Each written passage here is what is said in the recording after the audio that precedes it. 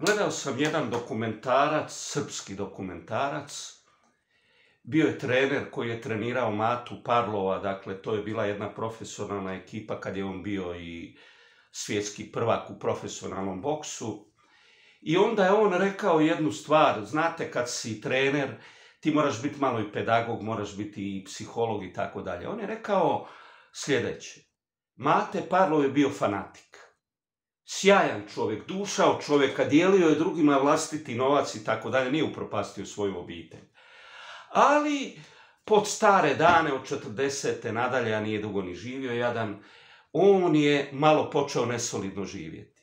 Pa kaže taj trener, veli, ti sportaši su toliko izloženi kojekakvim stresovima, uspjesima, pobjedama i tako dalje, da on tek u 35. 40. se opusti, a to može imati, jel te, i problem. Mate, mit u Puli i tako dalje. Nije ništa se promijenilo s tim što je on malo nesolidnije živio i skratio si vjerojatno i životni vijek. Ali, kažem, kad si sportaš, ti si izložen neprestano nekim stresovima, nasiljima i tako dalje. Zašto vam sve ovo priča? Priča vam evo Balotelli. Sad ću ja malo psihologizirati. On je dijete iz Afrike, Italija, talijanska obitelj ga je posvojila. Igrao je kao zvijer, fenomenalno.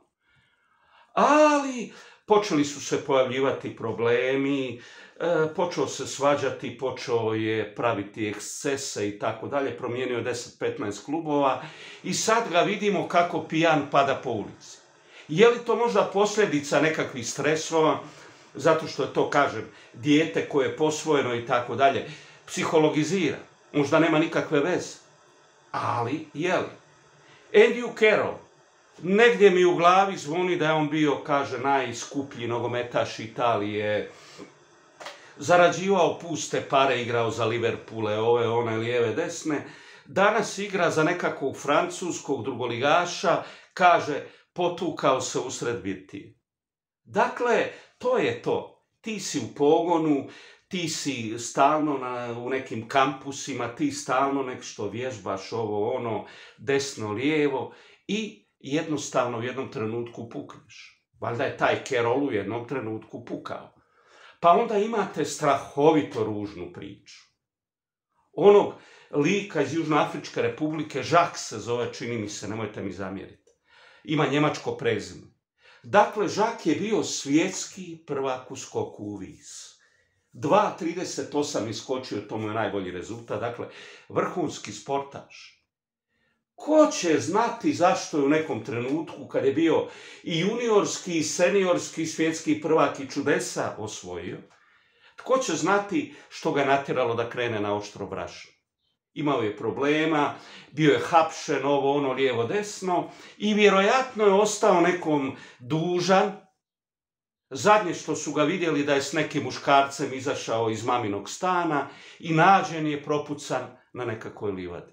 Koja tragedija za jednog vrhunskog sportaša, kakvih Južnoafrička republika nema na bacanje. Dakle, to je ta tragedija. I onda vidim neki Hrvač, ne znaju što se s njim dogodilo, nađen je u stanu, ono, bio je svjetski prvak u hrvanju, nemam pojma. Što je to? Dakle, to je ono što vam govorim. Koliko čovjek može izdržati da ne kihne. Ja sam vam pričao svoju priču, 17 godina nigdje ne radi. Ja nemam nikakvu plaću, bilo je trenutaka kad nisam imao ni socijalno. Zašto? Pa ne zato što ne valjam ako sam imao 10 najgledanijih emisija na kontu i najgledaniju napravio.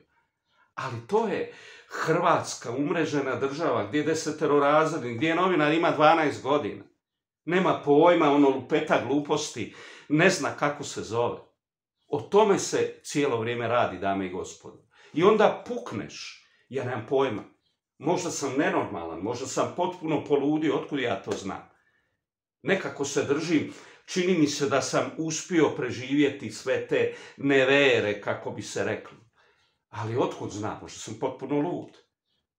To je ono o čemu vam ja govorim. Budeš sportaš, boriš se, ostvaruješ velike uspjehe i onda u jednom trenutku naprosto pukneš. I toga je bilo puno, i toga je bilo često, i zanimljivo recimo ta štitnjača, koja je užasno važna. Kad si pod velikim stresom rikne ti štitnjača, a većina sportaša velikih od naše Blanke Vlašić, oni govore, ne znam, ova Janica i drži ne daj, kaže riknula mi štitnjača. Dakle, to je to. Ti si cijeli život izložen i kad jednom uspiješ, očekuju da ćeš svaki dan, u svakoj minuti, u svakoj sekundi uspijevati, a to te ubija. Tako da kažem, ljudi moji, teško je živjeti. Teško je biti normalan, teško je biti stabilan, zato je toliko ludih ljudi oko nas, zato je toliko promašenih ljudi oko nas i zato čak i Spartanci, sportaši, misliš od Limasu i tako dalje, a oni kihnu, imaju psihički tegoba, imaju ovo, imaju ono, sve sam vam nabrojao, nemam vam što reći, a pogotovo vam nemam što reći u zemlji kao što je Hrvatska, dakle prljavoj, zlostavljanoj, opljačkanoj, najobičnijoj septičkoj jami zla.